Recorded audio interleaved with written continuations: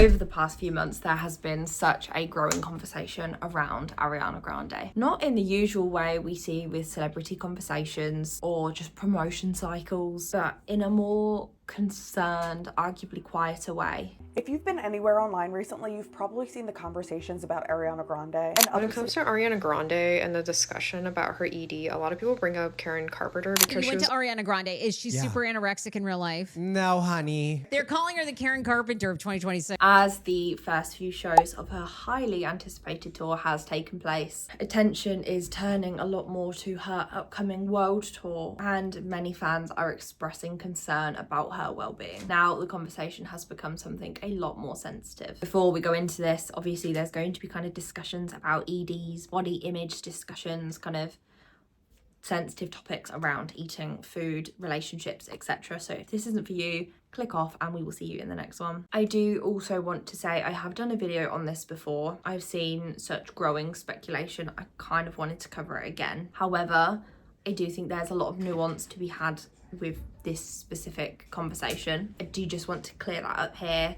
I don't want to be making accusations of diagnoses or things like that. I also think there has to be kind of these balanced conversations of how beneficial are these conversations, and I do want to talk about that a little bit, but it probably will be more towards the end. In my last video I did speak about why probably people aren't wanting to speak about Ariana Grande and kind of the very significant weight loss we have been observing. As I've said, this is a very sensitive topic and I have been debating whether or not to cover this one, so do let me know your thoughts down below. Before we do get into it as well, please be sure to subscribe down below. I really appreciate the support and I would love for you to join this little corner of the internet. So why are people talking about Ariana Grande? She has been in the public eye for over a decade, and with that level of visibility, every new era of course invites discussion. Recently, social media platforms have seen a rise in a lot of concern and discussion regarding Ariana Grande's appearance. She just needs a little bit of a spray tan and then she's gonna be perfect. And that's gonna help? Okay, Cole, yes. I loved you until this moment. Are you kidding? She's bones, baby. Shake them bones, Kendall. We're Kendall. She ain't got no ass, but shake them bones.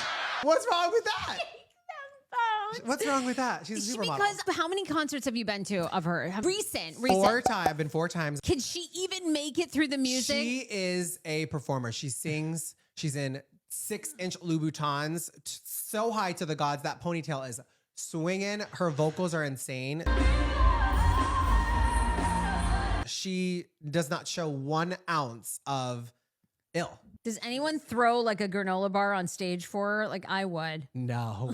Importantly, I do want to say I think a lot of this is coming from a place of care rather than criticism. People aren't commenting on just aesthetics, they're really commenting on, is she actually okay? And I think that distinction is why I wanted to cover this topic and why I think it's a bit more important to talk about at the minute. It's understanding why this conversation has gained so much traction again. When someone has been a public figure for as long as Ariana Grande, audiences naturally form a natural sense of connection. Of course, this is a parasocial element, I do understand that, but for many fans, her career has been something that they have grown up alongside. So when people notice changes, it doesn't always come from a place of judgment. Often it comes from a genuine emotional connection of concern. However, this form of discourse can still be really delicate because I think even these well-intentioned conversations about appearance can become really amplified once they enter the social media spaces. That is why I think this conversation has been spreading so quickly and so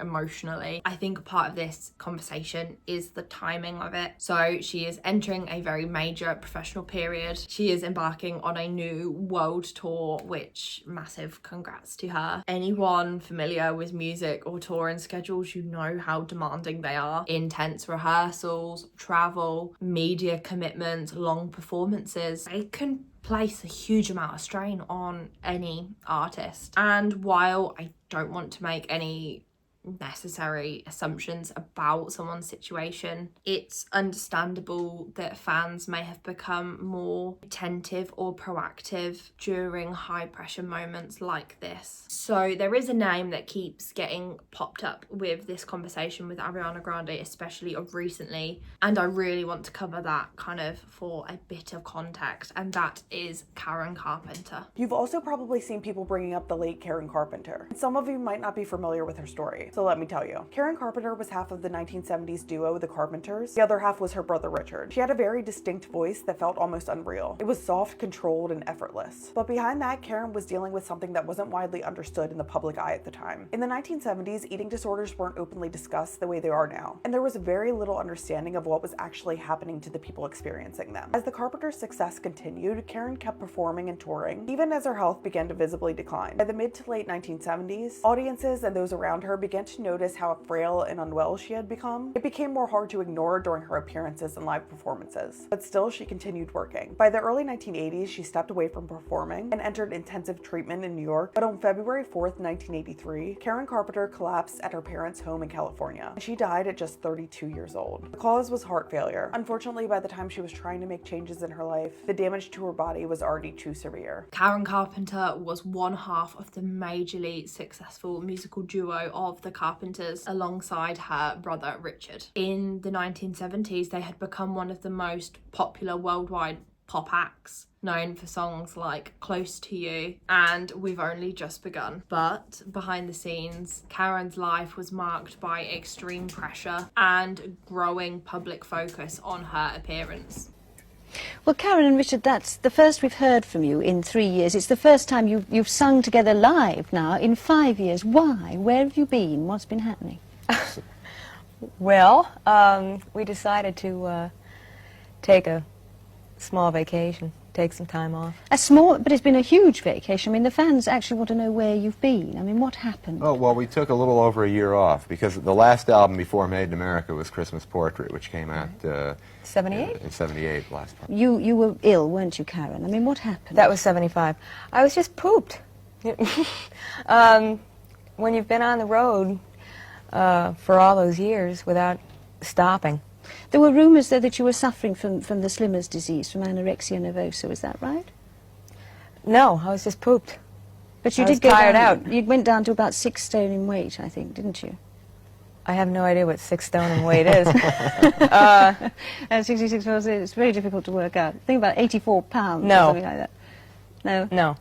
As her fame increased, so did the attention on her body. Over time, she began struggling really badly with food and control, which later developed into what we now clinically understand as anorexia nervosa. At the time, awareness of eating disorders was extremely limited, especially in mainstream media and the music industry. Karen's health did continue to decline into the late 1970s and early 1980s, and despite attempts to seek treatment, she tragically died in 1983 at the age of 32 from complications rising due to her anorexia. Her death is now widely recognised as a turning point in awareness for these issues, particularly in the entertainment industry. So why exactly is she relevant today? People are referencing to Karen Carpenter because it's a cultural example of what happens when appearance becomes a constant public discussion point. Pressure builds around image and performance, and warning signs are not always understood in real time. I think that is why her name always comes up when it comes around modern celebrities and body image, eating struggles, things like that. It is obviously very important to just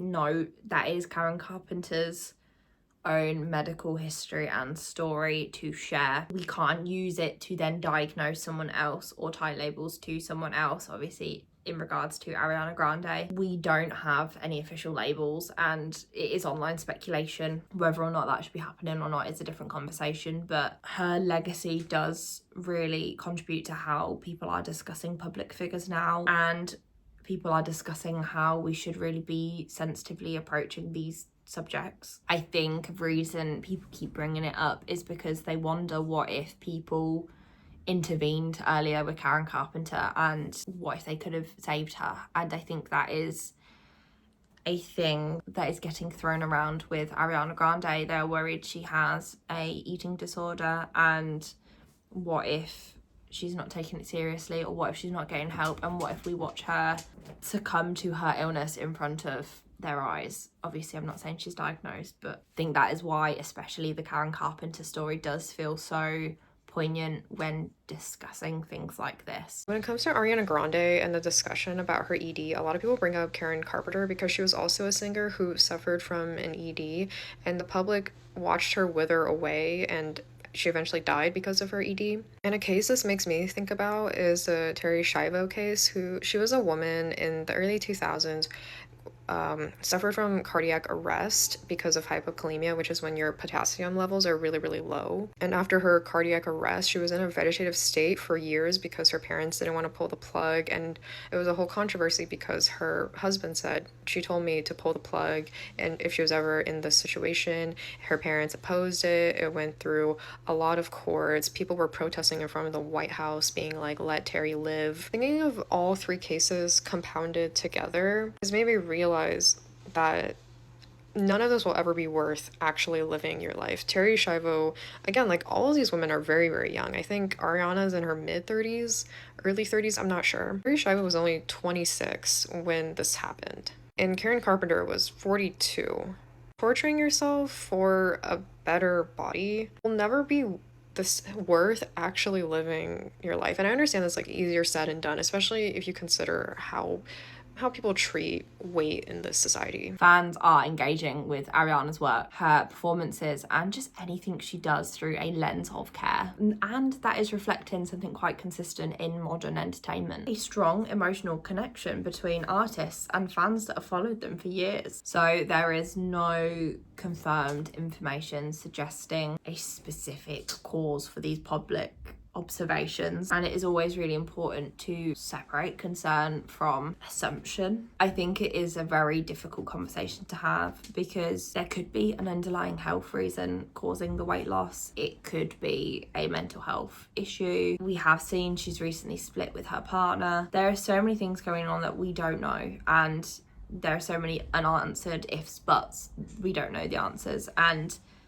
online discourse can be damaging.